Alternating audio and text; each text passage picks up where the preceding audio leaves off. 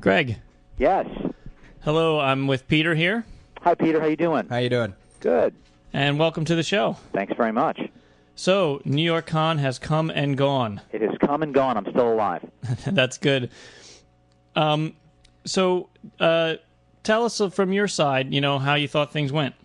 Yeah, I mean, look, overall, certainly, overall, we were very pleased with, what was inevitably, really was an incredible turnout, and our exhibiting companies were absolutely thrilled. I mean, our rebooking of space next year is through the roof. I mean, companies are mainly coming back to us and saying, I need twice as much space, in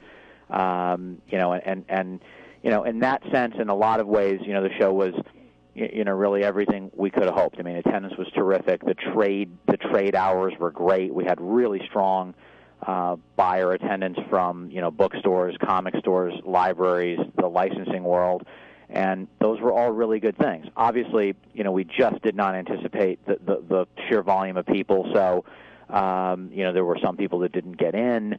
That's never something you want to deal with, and I know it was, Saturday afternoon got a little bit rough. We just got, frankly, just swamped with people. But I do think that the overall assessment by the industry is this city needed a show. I don't think really most people ever thought it would be as big as it was. And there's a good side to that, which is we now have a really big-time show, and the bad side was we obviously weren't prepared for it, so there's people that didn't get in and didn't have a good time, which is something that we feel very badly about and that we're doing everything we can to remedy. Well, that's good. I mean, we certainly had a really good time throughout the whole show, and despite the fact that on Saturday I left the show floor and waited 2 hours to get back in. I know. But I mean, there were a lot of other people in the same boat, so it wasn't like I was the only one. Right.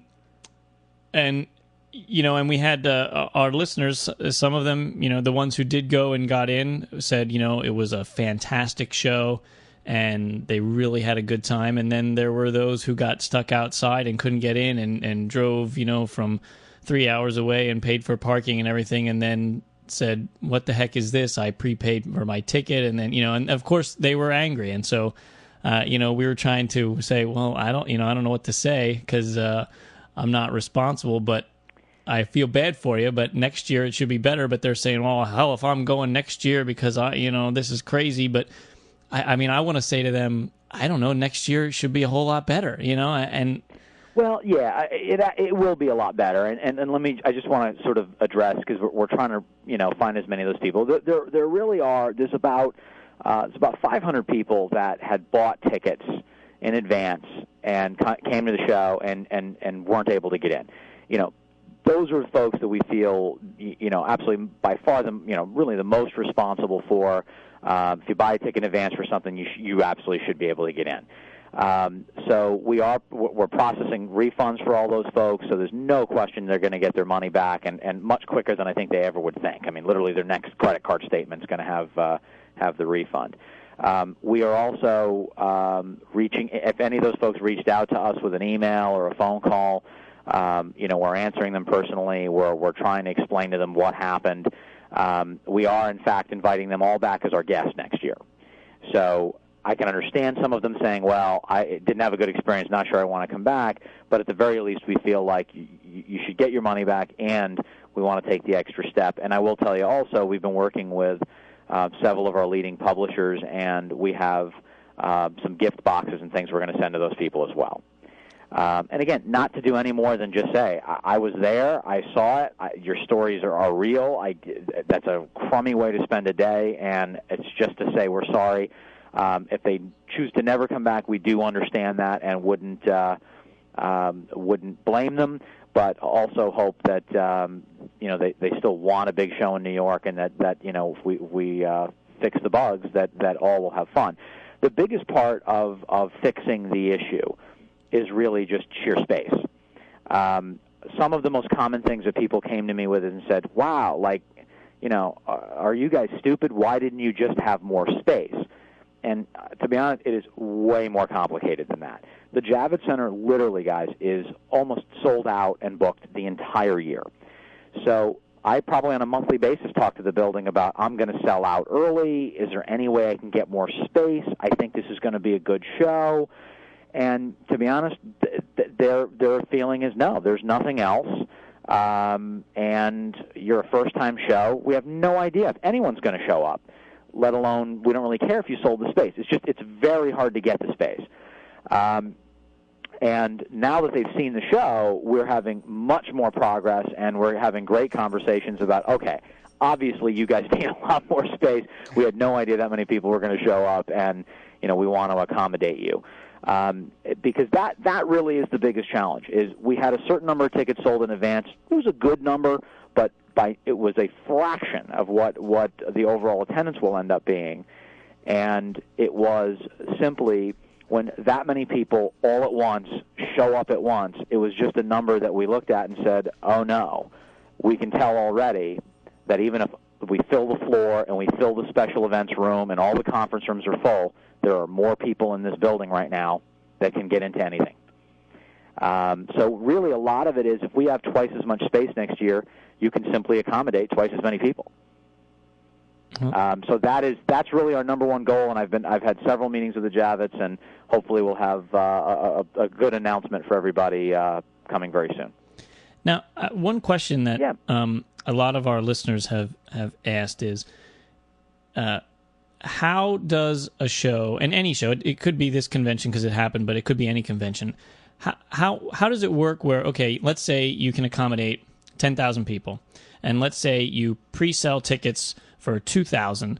So as people show up to buy their tickets, they're saying, well, why would they sell more than 8,000 tickets if they know they already pre-sold 2,000? And then some people are saying, well, probably they assume that X percentage will never show up because that's, history shows that that's true. So what's the logistics of that for the people who that's their number one question? Yeah, that's a good question. Some of it is what you just said. Some of it where it gets a little complicated is, how long will they be at the show? Right, because no one's going to be there. A lot of people aren't going to stay from the minute it opens to the minute it closes. Now, in the case of the New York Comic Con, I think people stayed far longer than traditionally happens in this industry, and in the trade show business, I mean.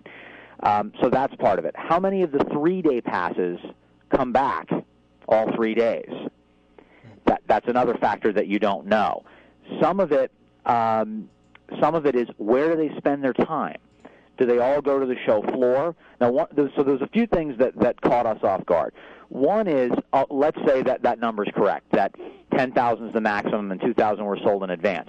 The problem for us became the crush all came super early, even before our registration was even open. I mean, literally starting at like 7 in the morning. There were hundreds, if not thousands, of people already lining up.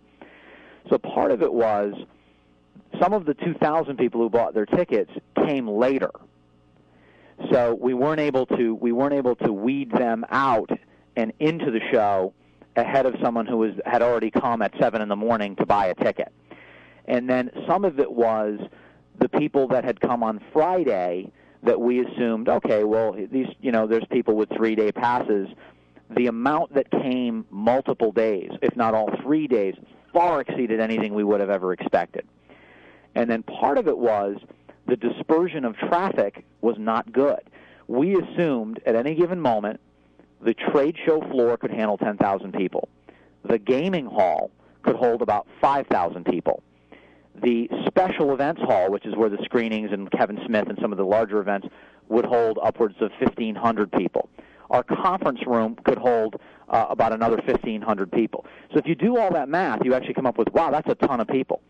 But what ended up happening was, it became so obvious that the show floor was, wow, it's going to take a long time to get in here, that everybody tried to get into the show floor all at once.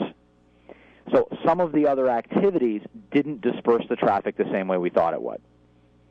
Does that help explain? Yeah, absolutely. Yeah. So it's kind of a combination of a bunch of those things, but obviously that's not the goal. It's not a question. I've heard someone say, "Oh, you oversold the tickets." That's not really the case. If it was all about selling advance tickets, we clearly would have just reached a cutoff point and said no more. And in fact, on Saturday afternoon, to avoid the problem Sunday, which we did quite well, is we immediately said, shut off online ticket sales. We can't have any more new people joining until we've accommodated everybody who'd already bought. So that was one of the things that we did, and we were very clear on Sunday that we handled the traffic very separately. If someone showed up and had a ticket or had already registered, we had them coming in through one entrance and getting into the building, guaranteed onto the show floor. For someone who showed up who hadn't seen that the website wasn't selling tickets, we said, you're welcome to wait in line. We're not going to be able to handle you until after 12 o'clock until we know we've gotten everybody else in. And that was, a great learning for us. And, there were a lot of things that we figured out in terms of how to better manage it for next year. But I still come back to the number one thing is sheer size of space that you occupy, because you need to have somewhere to put people, and that's the problem we ran into on Saturday. It was we could line them up, we could line someone up, but if we had no promise of getting them onto the show floor, that really is where the problem is. Now, some of the issue with space as well is what the building will give you, and some of it is what exhibitors will use, what exhibitors will buy, essentially. The show will only be as big as what the exhibitors choose to exhibit with. And on first-time shows, most people take a very conservative approach and say, look, I have no idea if you're going to be able to deliver an audience. This is a first-time show. A lot of first-time shows have absolutely bombed. And our exhibitors, though we sold out what we were given, I think took a conservative approach and said, we're going to take a good-sized booth, but, we're not going to go crazy here. The very good news is the exhibitors did so well that, in really most cases, they're all looking at renewing with larger space to accommodate the crowds. That's cool. One thing, next year, will the aisles be wider? Yes. Okay, because that was another concern, is because like in San Diego they're about twice as wide as they are there, and as they were in New York. So people were saying, well, it's great, you can have this bigger show floor, but if they don't have wider aisles, how the hell are we going to get around? Part of getting the bigger show floor is accommodating exhibitors. Part of it is wider aisles, better autographing lines, and things that where you can queue people in a better way. All necessities and things that have to be done. Fantastic. Other than that, the aisles and some of that stuff, what did you learn positive from your exhibitors and from your retailers, and things that they really appreciated about the show, and that's only going to get better next year? Yeah, I think the positive, is the sheer passion that the New York audience has for the product. I mean, we just really never thought that many people, and if we do it better and get it right, I think the sheer scale of the show can exceed, I think, anything that any of us probably ever thought. I think the things that were done well, I think the things that generally we were complimented on are, on the show floor, it's a real publishing show. You need this combination of the top publishing companies, dealers, video game, toy, and I think the combination was really, really good. I think people were very impressed to see all of the major publishers represented. There was a New York publishing contingent that really just doesn't go to the other shows, and I think that was a real positive thing and something to build off of. I think in general, the size and scale and the caliber of the guest list, I think, was really good. I think people were very impressed to see, a Kevin Smith and a Mila Jovovich from Hollywood, but also see Jim Lee, McFarlane, Quesada, Bendis, from the really sort of hot current world, and but we didn't ignore history, and had Joe Simon, had Steranko, had Neil Adams, and I think just whoever you're a fan of, I think there was something great for you, and I think that's something that the fact that we pulled that off in the first year is good, and should only get better, and should only be things that we do even more of. And I think the programming, same thing. I was pleased. We ended up with far more programming than I think we originally intended to have, but they were very well received, and our rooms were generally full most of the time. So those are all things to build off of. Having gone to other conventions, not quite that size, but I don't think there was anybody that was just sitting there behind their table. I mean, somebody always at some point, whenever I was walking around, had somebody looking at their stuff or talking to them. And I'm not even talking Saturday. I'm talking, Friday and Sunday as well. Yeah. Yeah, that's a lot. We did hear a lot of that from exhibitors. I think they were very pleased. I mean, as I've said a couple times, it's new shows, and that is what I do for Reed. I launch all of our new events. Generally speaking, the bigger concern you run into is not nearly enough people. That no one heard about it. It was hard to get the word out, and you end up with a very slow show that you hope people are patient enough to support for a second year. It's much more unusual to have what we had, which was, frankly, just too many people, and being ill-prepared to handle those people. So, was it a very deliberate decision? And I'm going on a new topic here about not including, or did it just work out this way that there were no, excuse the term, there were no porn girls, there were none of that. Star quality trying to sell their wares, which is very, I see it at every convention and I wonder why it's there. I mean, I understand why it's there, but was there a deliberate decision about that, or did it just didn't come up? Yeah, it was a bit of there was a deliberate decision there. Not that we're, by no means are we, the porn police or anything of that nature, but, we did offer free admission to kids on, 12 and under. We did have a lot of kids on site. And because we had such a limited amount of space, we knew that we would be able to pick and choose to some extent what was on the show floor and what wasn't. And we're not passing any judgment. We just sort of felt that trying to create a little bit more of a family atmosphere would be a positive. So if anyone had any nude graphics and things, we did ask that that they cover them sort of appropriately. We know there's a market for those things, and we're not trying to hurt anybody's business. But there was, and that was something that when we did focus groups and a lot of research in the early stages, that came up a lot as know why some part of the audience likes it, but it seemed like it was more of a turnoff to a larger part of the audience than it was a really big positive for a much smaller group. Well, I certainly applauded that decision. Good. It just, I know that, in some conventions, they're now starting to push them off into, like, their own little section, but still, you can just wander the floor and accidentally be with your kid, and boom, there they are. So I appreciate that. You're, next thing you know, you're having a discussion you were hoping to push off for a couple of years with your 10-year-old. So. Right.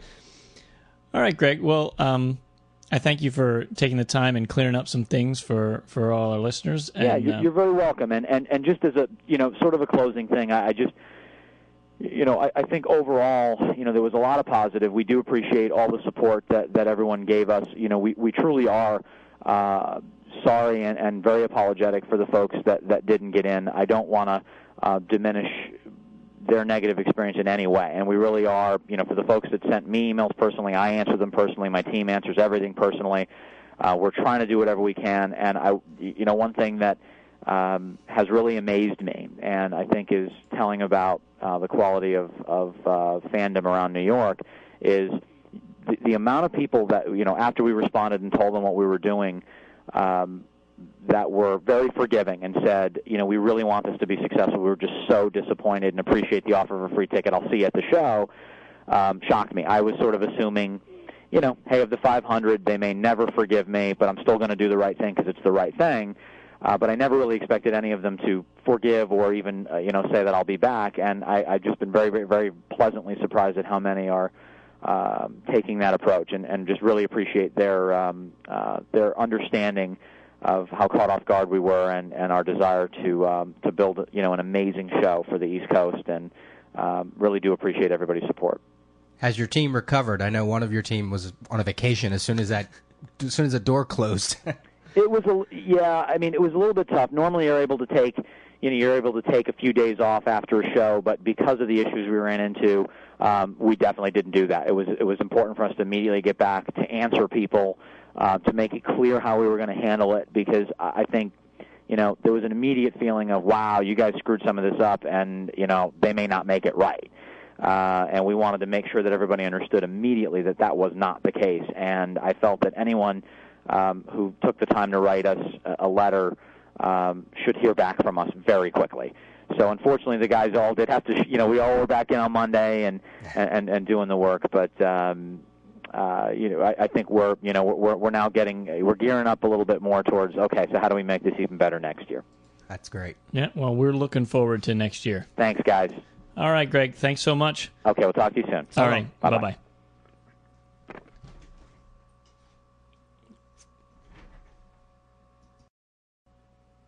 Well, I'm glad he took the time to talk to us, because I think that some of that stuff needed to be cleared up. Right.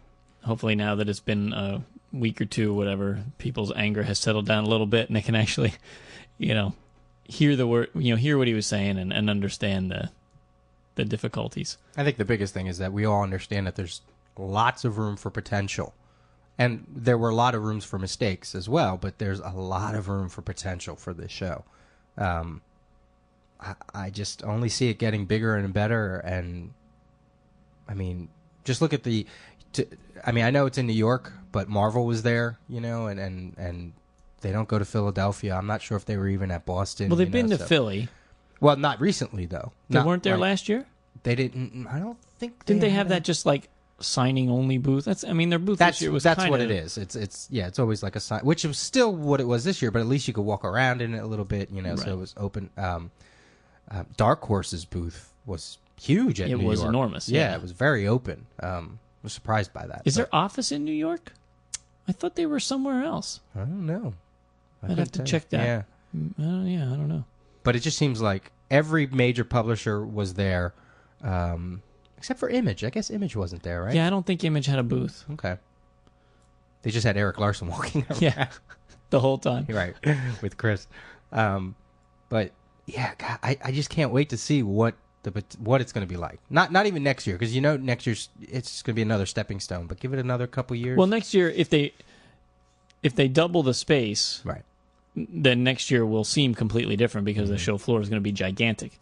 But yeah, I am excited to think about 5 years from now. Yeah, it's going to be a massive show.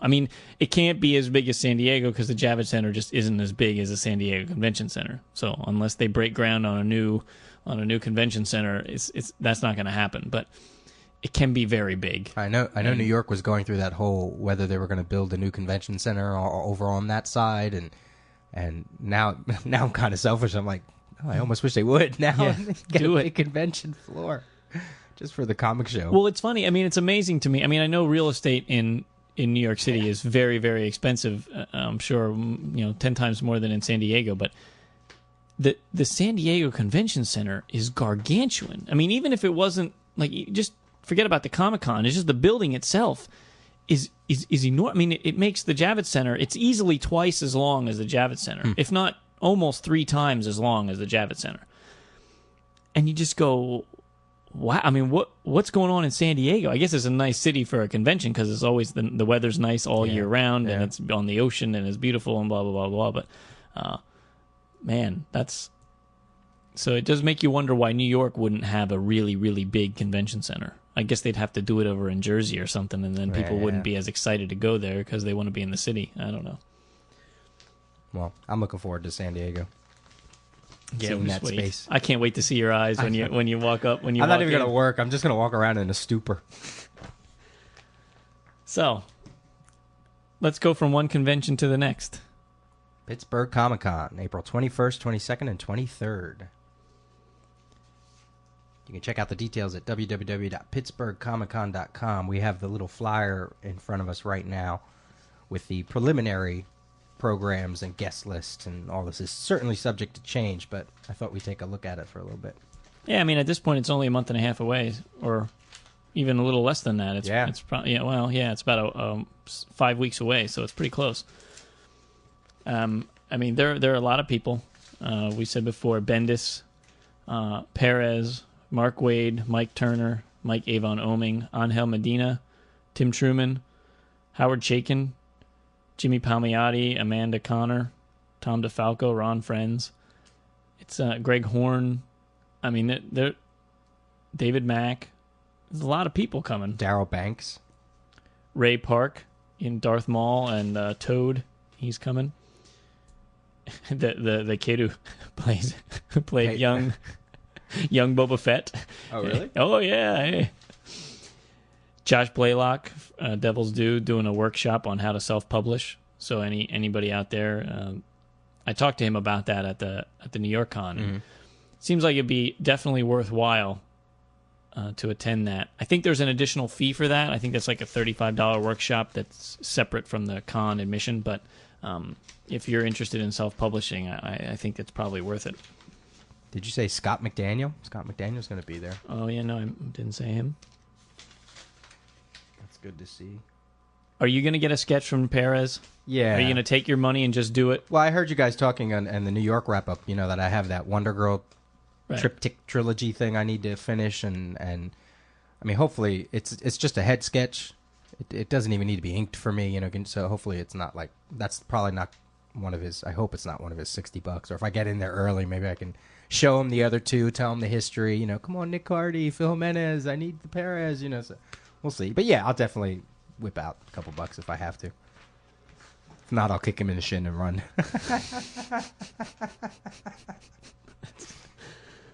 Alex Robinson will be there. Let's see. And there are a whole slew of panels as well. Where are we at here? I gotta find it. Oh, the how to self-publish comics with Josh Blaylock is $50. And you can actually pre-register for that to make sure that you get a seat, because it's, of course, limited spacing. Oh, here's that. On Sunday, April 23rd from 12 to 1, they have a preliminary panel about Mark Waid and George Perez's Brave and the Bold. Oh, yeah. This has been rumored, or no, I guess not rumored. They actually talked about that they were going to relaunch this classic team-up series, sort of in the same vein of like what Marvel's doing with Marvel Team-Up, where it's not necessarily always going to be Batman and somebody and Batman and somebody. But then it was put on hold for a while, obviously because of Infinite Crisis and everything that's going on with that. So it'll be kind of cool to see what kind of announcement they'll have for that. And we haven't been given a time yet, but that is Comic Geek Speak, will be hosting a comic trivia panel. Like I said, we don't know which day or which hour it's going to be, but we're going to be doing a trivia contest where you have to sign up, and it'll be, limited to a number of people. I mean, and as many people as can fit in the room can come and watch, but only a certain number of people will be able to participate in the trivia contest. You'll be squared off. It'll be like a single round elimination kind of thing. We'll probably have one of those big charts or something with all the lines, and and Peter will be asking questions, and then when you get one wrong or whatever, you're out, and then it'll get whittled down to two finalists, and then they'll pair off for the final question, and the winner will get a whole bunch of prizes. We don't have a full list of prizes yet, but there will be enough to definitely make it worth your while. Yeah. So it's gonna be fun. It's going to be really fun, as well as I think we've said before, we have our own booth. It is one of the small press booths. It's S066. So I mean, I guess there's only 166, so it's booth 60.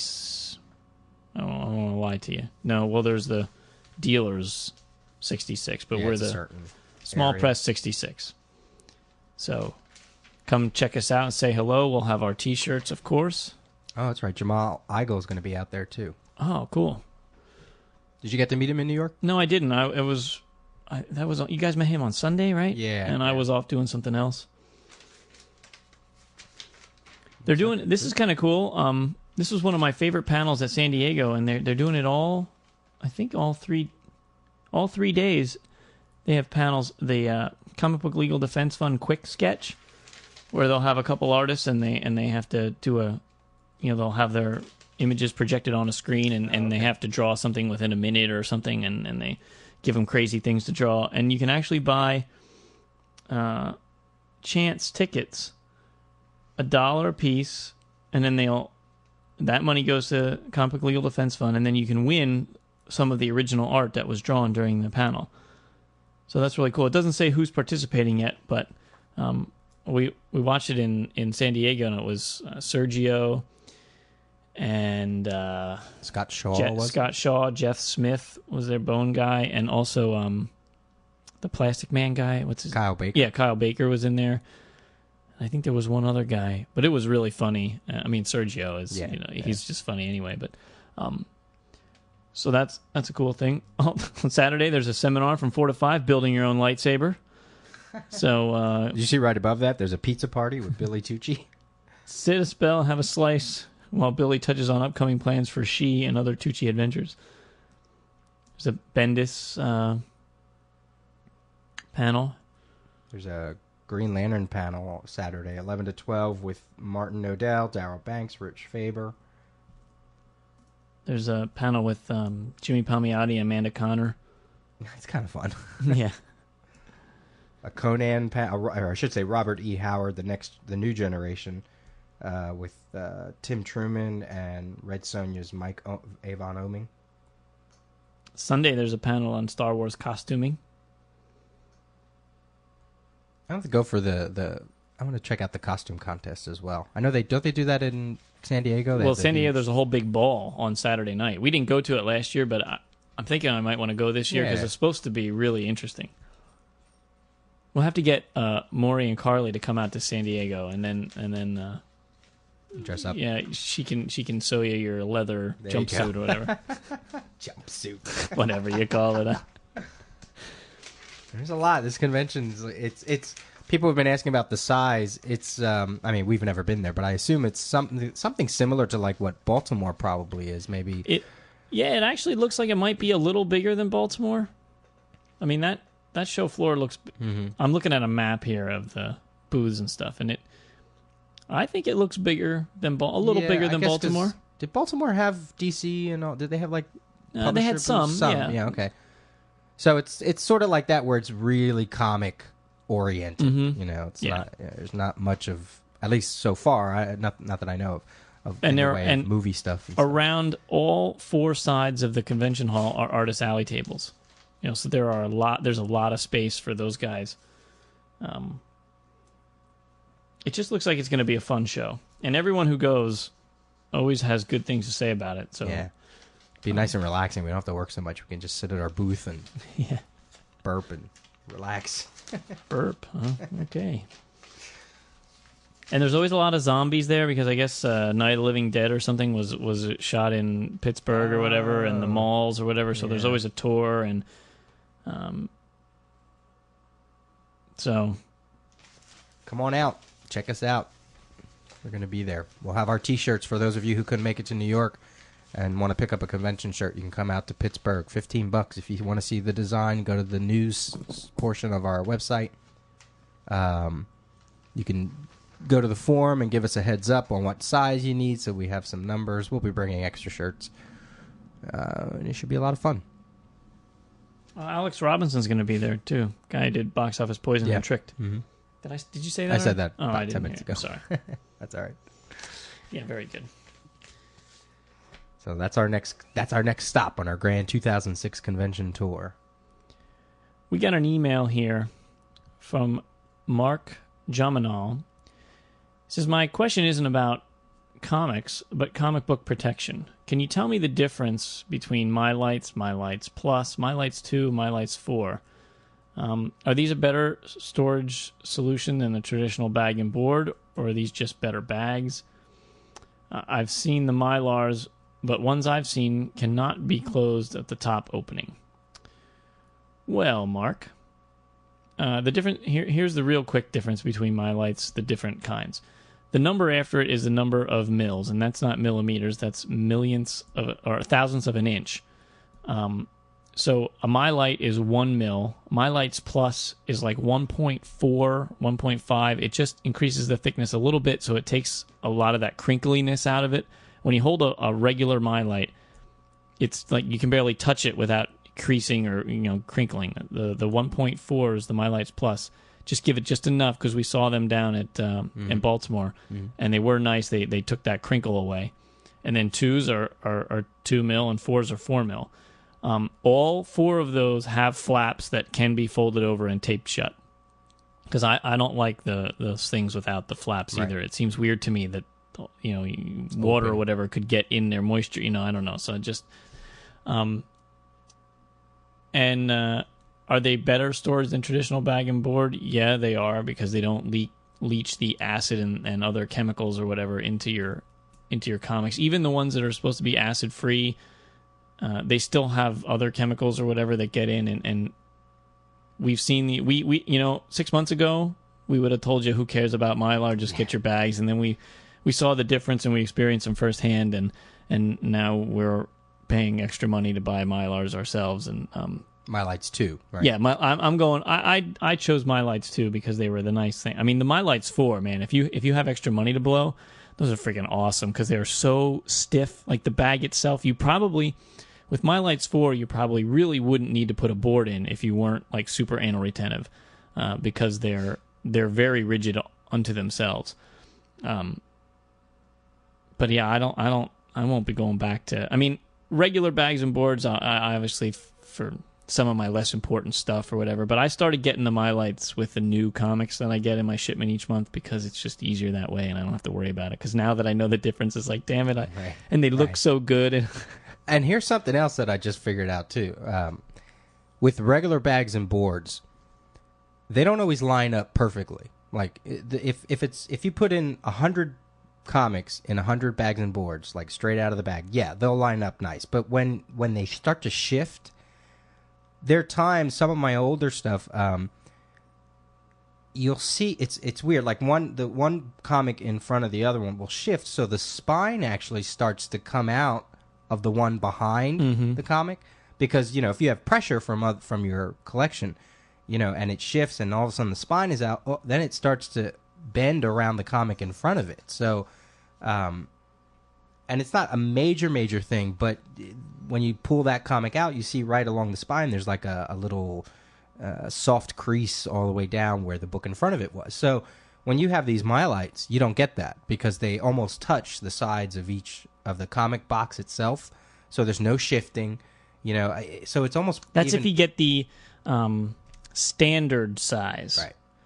Because beware, the silver size do not fit in a regular comic box. They're too wide, right? And the golden are just enormous. So so because they have current, standard, silver, and golden age. This is the Mylights brand. I don't know about other brands of Mylars. So the currents are like pretty snug with a current book. So if you want that little wiggle room and you want some of your 80s books or whatever, there might be a slightly bigger. Just stick with the standard size, and you'll be fine. They fit your box beautifully, and man, do they look nice when you put like a whole run in a row. Yeah, and it also they breathe a little bit because I guess you could smush them in there if you want to, but you don't. It's nice that you can actually look through them. They're not so crammed in there. So I dig it. I didn't get I haven't gotten my. I think I just have 50. That's it. But I know I'm going to get some more. Did you get the boards to go with it, or did you use regular boards? No, I just have the. I use regular boards, but I'm going to replace them too because I don't think you're supposed to put them in there. You know what I mean? Yeah, it kind of defeats the purpose a little bit. I've been getting the ones with the full back.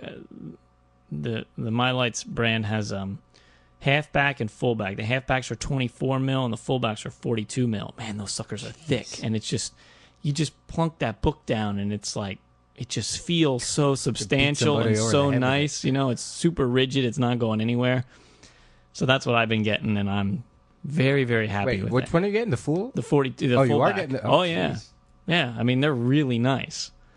So, it's like a new obsession now. Oh, God. It's terrible. I know. It's really terrible. What are you going to do? Exactly. These things got to stay with you. There's not much point in having them around if they're going to get worthless. Yeah, and I keep hearing these stories about people's basements flooding and water in the basement and water on the boxes. Just like, Yeah, keep them on the second floor, a couple inches off the ground, and encased in steel or something. I don't know. So, Mark, that should answer your question. And everyone else. All those people out there who don't even bag and board, that makes me cringe. They always make themselves known. They're like, I know you guys are going to cringe, but I keep mine. Yeah, they're like all proud of it. Yeah. Like, I don't bag and board. They're in the boxes in the garage and laying flat. I don't even want to think about it. I'm gonna get some voicemails here. Okay. My Gmail is just going really slowly here today. I don't know what the problem is.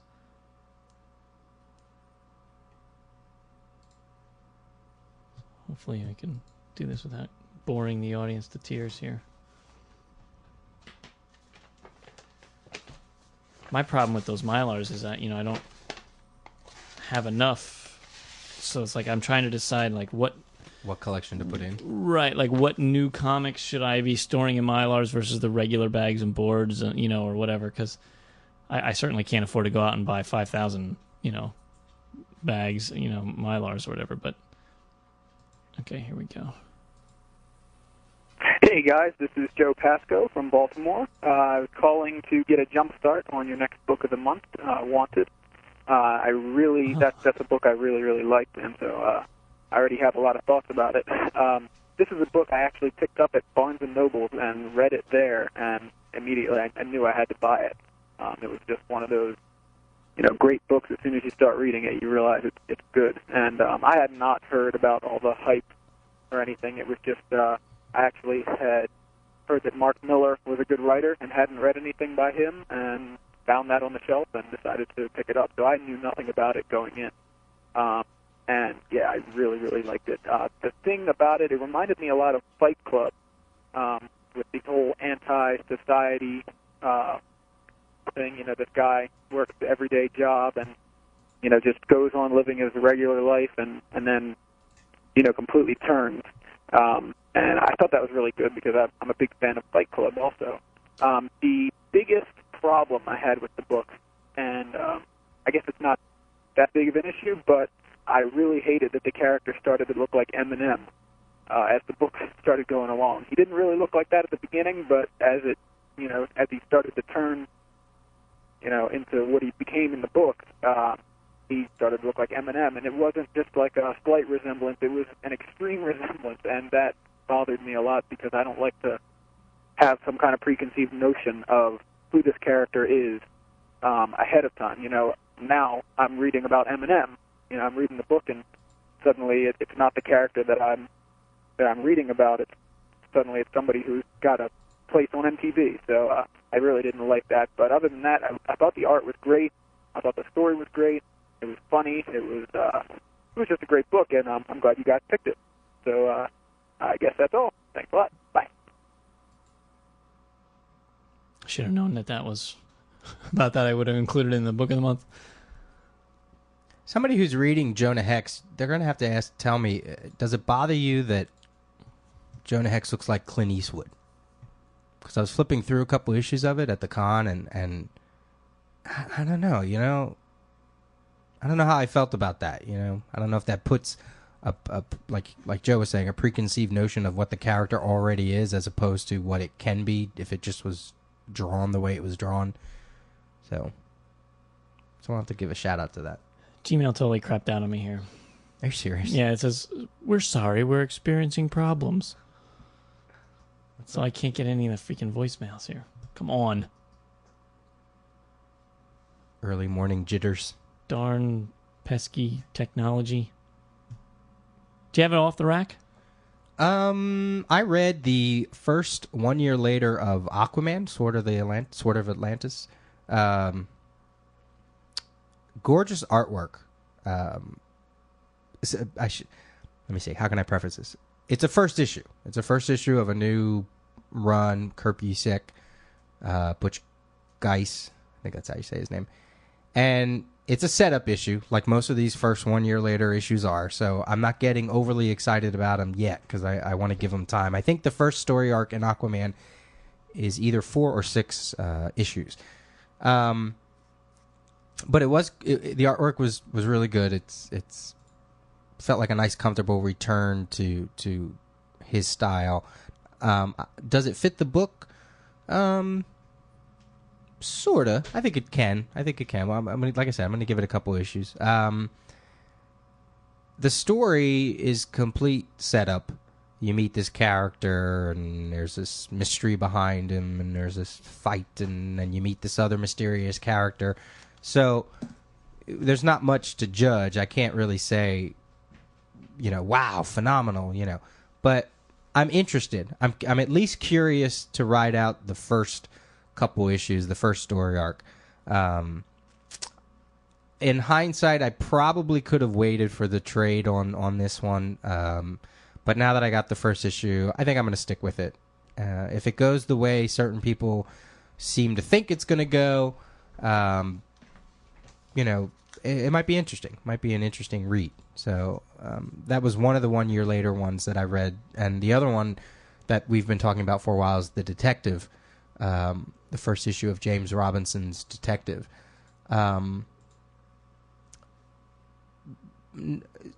It's good. Again, it's another setup issue. I can't base the story on where it's going to go because there just wasn't enough information. And I don't mean that in a negative way. I just mean it's just what the first issue was. It's a nice calming effect, though, that these two books had, like especially with all the Infinite Crisis stuff. There's no references to Infinite Crisis. There's no references to... Good. You know what I mean? It's like you're back to reading comics again. The detective story has a few little snippets here and there that makes you wonder what happened before the story, like during I guess, what might play out in 52. But still, it's not enough to make you go, oh, well, now I got to read that. It's all very back to basics. Here we go. Let's just make some good comics again. So I'm looking forward to the other ones to see how this month plays out. I finally got my hands on a copy of Fear Agent #1 after so much, hype about it on the board and stuff. And I think I enjoyed it. I mean, the artwork is fantastic. Tony Moore just doing a great job as always. The story is the, kind of silly, humorous stuff in space. But there's enough here that I definitely want to read issue 2. I'll probably wait for the trade on it just because, it's not something I'm like dying to read, but it wasn't bad in any way. It was quite good, and I do want to know more about these characters, and so hopefully when the trade comes out, my budget will allow for it because I do want to pick it up and read it. That's one of the I should have really picked this one up too because when I saw the previews for it in the solicits, I went, oh, this sounds like it's right up my alley, and I didn't, and now I'm also waiting for the trade as well. It's interesting seeing his art in color. Yeah, because we've only seen it in black and white in Walking Dead. So you're missing out on we're used to the grayscales and things like that, but that's kind of cool. I'll have to pick that up then. And I also read the first issue of Killer 7 from Devil's Due. And, when I looked at it, I thought, well, this is something I'm not going to want to read because it's... just doesn't look like my kind of thing. It's based on a video game? It's based on a video game, which I've never played, and so I thought, what the heck? But I read it, and I actually liked it. The artwork is very good, and the story was intriguing. It compelled me at certain points. Again, when I went into it thinking I am not going to like this at all. Right. And it's not my favorite comic I ever read. I'll never say that, but it was good, and so I can't. If you're into the video game and you're into horror / I don't know what else you would call it. It's not really like scary horror. It's kind of like comedy horror kind of thing, but it's not really comedy. I don't know what it is. It's lighthearted horror, kind of along the lines of what the other stuff Devil yeah, if you're into hack slash and that kind of stuff, you probably dig this book. So I would check it out if that's your genre. Then I'm pretty sure you'll like this book. So I don't know. Yeah, my Gmail's still hosed. So Google just telling me, please wait, please try again in a few seconds. But want to just wrap it up? Yeah, I guess we might as well. Let me short episode this time. Let me cue up my music here.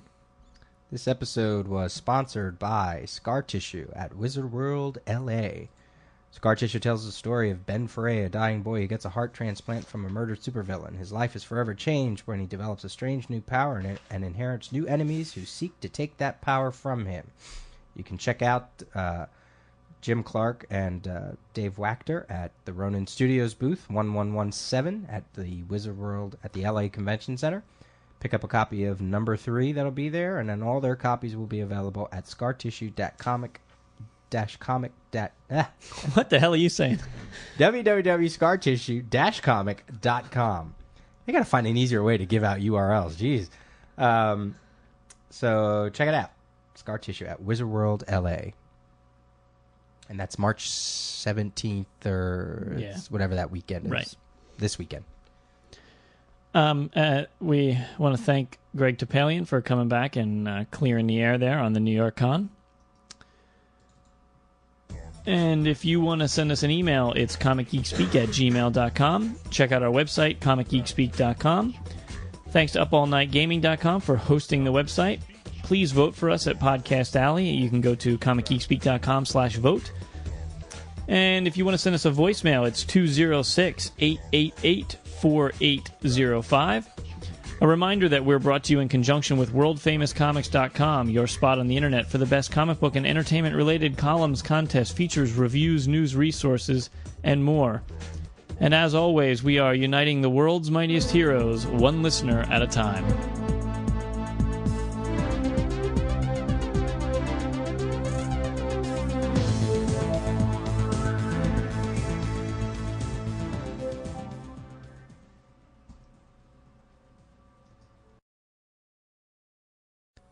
This is Comic Geek Speak, episode 116.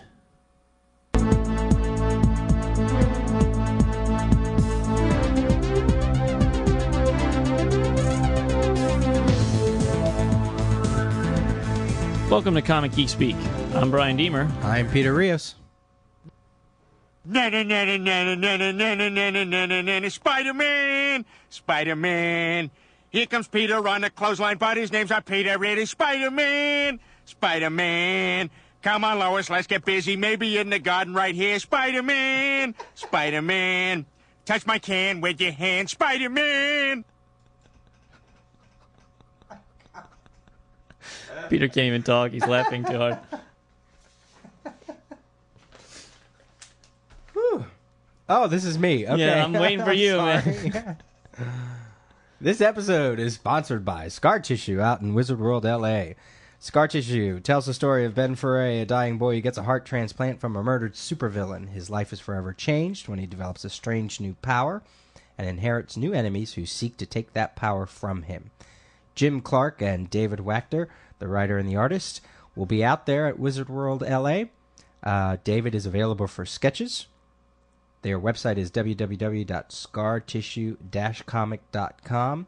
Issue 3 will debut at Wizard World LA. You can stop by the Ronin Studio booth 1117 to pick up a copy. There will be a color version as well as an inexpensive grayscale version for the cheap folks they have down here. Wizard World LA is at the LA Convention Center. The first 2 issues will be available as well, and then the books go on sale on the website. So check them out. They're fans of the show. Tell them you heard about it on CGS. Tell them you said hello. If you're already forum members, go meet David. He's a great guy. And what else did I want to say? That's the weekend of March. What is it? 16th, 17th, 18th, or 17th, 18th, 19th? It's this weekend. As this airs, this will air on a Wednesday. So whatever this weekend coming up is. Scar Tissue out at Wizard World, LA. A reminder that our Book of the Month Club selection for March is V for Vendetta by Alan Moore and David Lloyd. You can get that from InStockTrades.com for 40% off. And we're also going to include the movie review in that episode. So Correct. If you want to see that, read the book and go see the movie before you listen to the episode. And the contest? Our picture contest, our March contest is take a picture in front of a sign, billboard, street sign, message board, anything that has any kind of comic reference like Legion Lane and the Green Lantern Motel and Nightwing Road. I don't know, whatever. That one might be a little tricky. Include a sign that says CGS. Include a prop or a costume or both that has something related to that comic reference. Take a picture and send it our way. You can enter more than once. And your prize for whoever we choose will be the first 4 Walking Dead trades by Robert Kirkman, Tony Moore, and Charlie Adler. That was so generously donated to us by Sandman300. Well worth the prize. It's a great book, great series, great packaging, and all that will be yours if you win the March contest. I want to read one email we got here. This is from Dean Fiorino. He says, how long do you think that Marvel's Ultimate line is going to continue? I get the feeling Marvel is heading down the Silver Age DC path. Instead of DC's Earth 1, 2, etc., Marvel has the Marvel Universe, the Ultimate Universe, the M2 Universe, that's where Spider-Girl is, the Manga Universe. He says, is it just a matter of time before Marvel has its own crisis? Discuss. No. You think they'll just keep it completely separate? I think even if they crossed over, I don't think it's this. It doesn't resonate the same as the DC multiverse did back then. Because is it because each of these other universes, they're clearly in a separate universe, as opposed to where DC, okay, you started out with the Golden Age stuff, then in the Silver Age they kind of said, well, now this is the main universe. But before, the other one was the main universe. But forget you read anything before. This is it now. And then it started to evolve, and you weren't sure which one was supposed to be the main universe, and that got kind of wonky. Yeah, and the characters were so similar. Earth 1 Superman and Earth 2 Superman, or maybe even Earth 1 and Earth 2 Wonder Women, whatever, were so similar in history and appearance, and I guess you can make that same argument with Marvel, but they feel separate, very separate. Even if they would merge, I don't think you'll get the confusion or the desire to every year now they're going to team up like the old JLA, JSA teams. And also, I guess some of it too is there's some people out there who really they either read Marvel, they either read the Ultimates, or they read both, but I don't know. There's a stronger separation, I think. I don't know what it is or why it is, but for me anyway, I mean, the only Ultimates I read is Ultimates, so it doesn't even interest me to check out the other stuff. So I think the separation is bigger. Yeah, as far as how long is it going to last, well, it's still top sellers and bringing in big bucks, so I don't think it's going anytime soon. I mean, it's been 5 years now, and it doesn't seem to show any signs of slowing. I mean, they haven't really released any new titles, which is probably good. Like, we don't need, and I mean, I guess they already have the big ones. I mean, they got the Avengers, the Fantastic Four, Spider-Man, and X-Men. So those are really your biggest ones. It's not like we're in danger of having Ultimate Defenders or, Ultimate Supreme Power or something. Yeah, no, not. I mean, there is that Ultimate Iron Man miniseries, I think it was. Yeah, and they did that with the Ultimate Daredevil miniseries, and they have had miniseries and stuff, but I don't think they're going to branch out Ultimate Thor, Ultimate Captain America, Ultimate Hulk. Because they're in the Ultimates, so they'll just keep them contained within. I was contemplating my own purchase of that. Like, I was thinking, I was looking at my stack of trades to read, and I had 2 trades of Ultimate X-Men. I thought, should I just stop buying these? Do I really care anymore? And then I sat down and read it and was like, well, this is really good. And now, Kirkman's going to be writing it. It's like, well, and the ones I'm reading is Brian K. Vaughan, and that hasn't been bad at all. But then, the other half of my brain says, but it's not the regular continuity, so why are you wasting your time? Why are you even bothering? But, I mean, Ultimate Spider-Man just continues to be a just incredibly pleasurable read. I stopped buying some of the ancillary stuff. Like, I'm not, the Ultimate Iron Man thing I really don't care about or whatever. And I'm just waiting for the Ultimates 2 hardcover when that's all finished. And, Ultimates 3, will I buy it? I don't know. By the time the hardcover comes out, it'll be another 2 years, and people will tell me if the third series is any good, It's tough because, one of the other critiques about it is the whole reason why they created the Ultimate Ultimate Universe is to break away from continuity. But now Spider-Man has a hell of a continuity to it. But it's not as... The thing is that it's, Bendis is the only one that's been writing it. Right. So it's a very clear continuity. It's not confusing. Not at all. I think you could say that probably about all of them, even about the X-Men one. In that one title, that one X-Men title, there's a strong continuity that follows, I haven't read it, so I don't know exactly, but it's not like you... And how many writers... Who started out writing Ultimate X-Men? I don't even remember. Miller? Okay. And did it go right to Brian K. Vaughan after that? No, Bendis wrote for a little while. Okay. So they've only had a handful of writers. You look at the history of X-Men in the mainstream. My God. So you're juggling all those writers' creations and all their stories and all that they wanted to add to the X universe against a handful of writers in the Ultimate Universe. So it's a much easier universe to get into and understand. So I think that's another reason why you're never going to get like a crisis. There's what's confusing about it? What's confusing about the Ultimate Universe versus the Marvel mainstream X-Men? As characters, visually you can clearly see where they belong. So even like with the Spider-Man, he's got a clear continuity. I mean, that book is so easily accessible. You could buy, whenever they have a new storyline, you could buy that first issue of that new storyline without having read any of the other 90 issues before it. It won't matter at all. You'd be completely on board with that from the minute you first read it, because he's been very good about filling you in and the gaps, and the gaps are almost don't even matter because it's just another Spider-Man story. Right.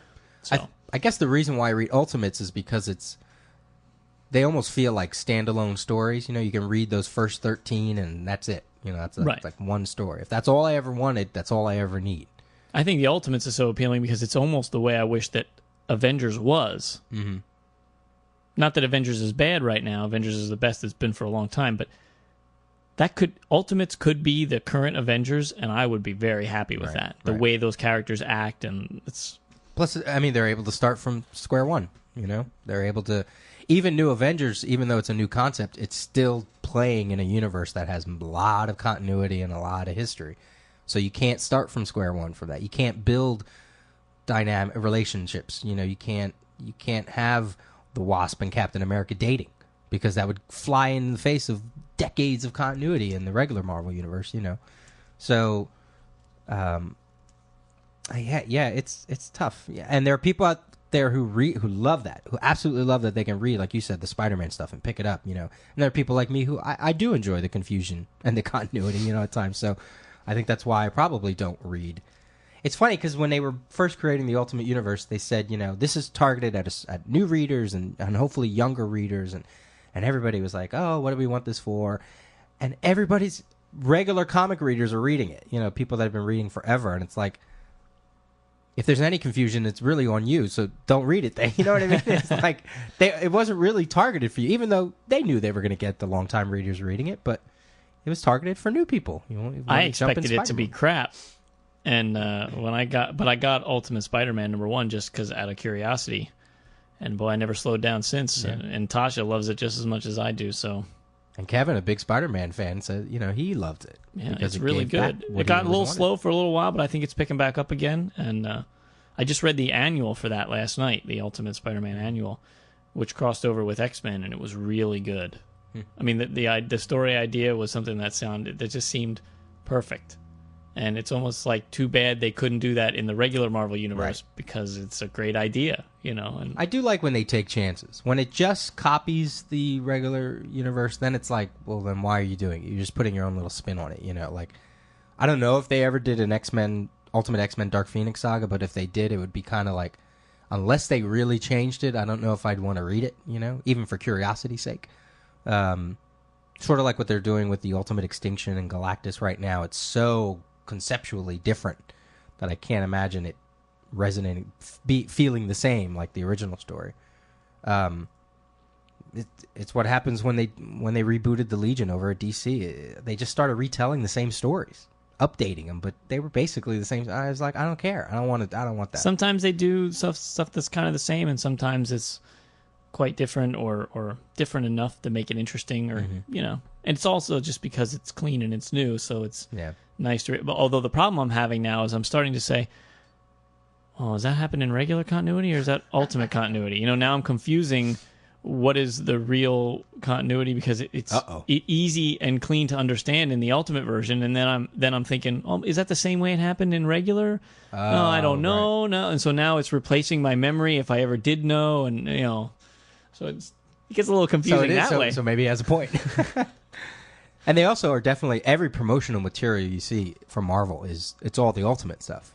Well, when you get that Marvel previews, what's the first section? Yeah, Ultimates. Because I think it's some of their hottest selling stuff, so they're going to push it.